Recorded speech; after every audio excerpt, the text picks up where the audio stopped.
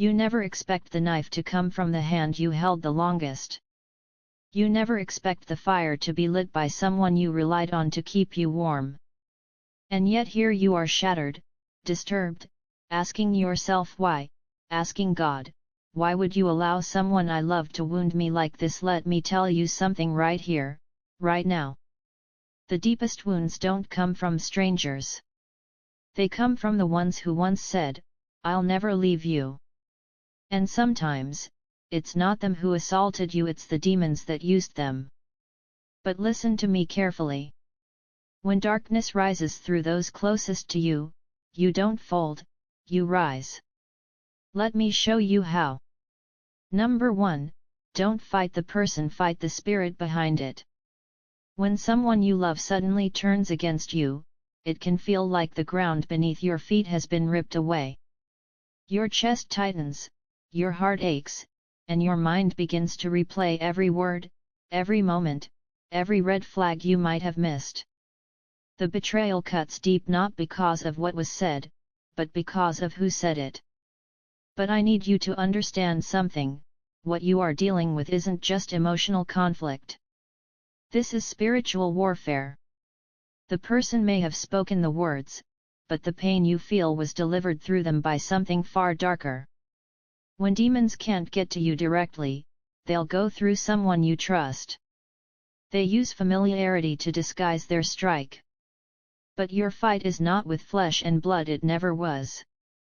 The enemy wants you to lash out, to react, to lose your character. Why? Because once you lose sight of the real battle, you become a soldier swinging at the wrong target. Emotional retaliation won't heal spiritual wounds. You have to see deeper. Ask God to show you the truth. When you do, everything changes. You stop trying to win petty battles.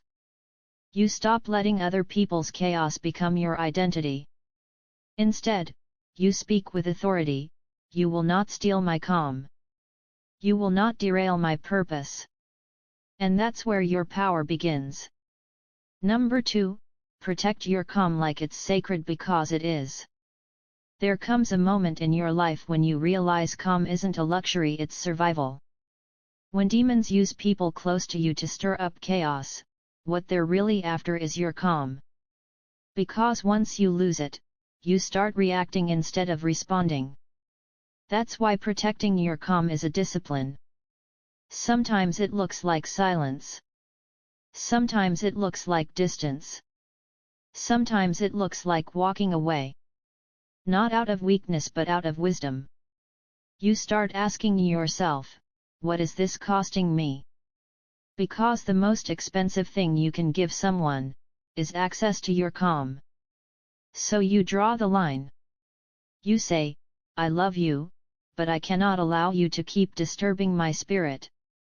That's not selfish. That's sacred. Number 3, set boundaries without apology. There comes a point where something inside you rises up and says, no more. That's not bitterness, that's clarity. Your healing will offend people who benefited from your brokenness. Some people don't love you, they love their access to you. Boundaries are not walls, they are gates. They keep manipulation out, not love. And hear this clearly, no is a complete sentence. You don't need to over-explain your healing. When you set boundaries, you are saying, I know my worth now. And that changes everything. Number 4, ask God what this pain is trying to teach you. Pain doesn't just hurt, it reveals. Instead of asking why me, ask, God, what are you trying to show me? Because pain exposes what you tolerated. It reveals who's truly for you. It teaches what comfort never could. Sometimes God allows the wound to develop your resilience. Sometimes the very thing that shattered you is shaping you.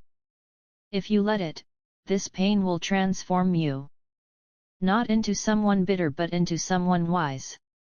Number 5, release, but walk away if you must. Healing doesn't begin when they apologize. It begins when you decide to release. Releasing isn't saying what they did was okay. It's freeing yourself from carrying it. Because as long as you hold on to bitterness, they still have power over you. But hear this, releasing does not mean reconciliation. You can release someone, and still walk away. You can love them, from a distance. Because some people were only meant to be a chapter, not the whole story. Walk away with grace. Not hate. Not revenge. That's real power. Number 6, let the hurt make you wiser, not colder. There's a temptation to shut down after you've been wounded. To build walls so high no one can reach you. But don't let the hurt turn you cold. The enemy wants you numb. God wants you healed. Let the pain teach you discernment. Let it grow your resilience. Carry the lesson, not the weight. You can be wiser, without losing your heart. Number 7, rise up and remember who you are. There will be moments when you feel like everything has been stripped away. Moments where you question your worth. But hear this truth, you are not defined by your pain. You are defined by who God says you are. You are not defeated. You are not weak. You are resilient. Every trial you survived is proof. So rise up. Stand tall. Remember, you are not a victim.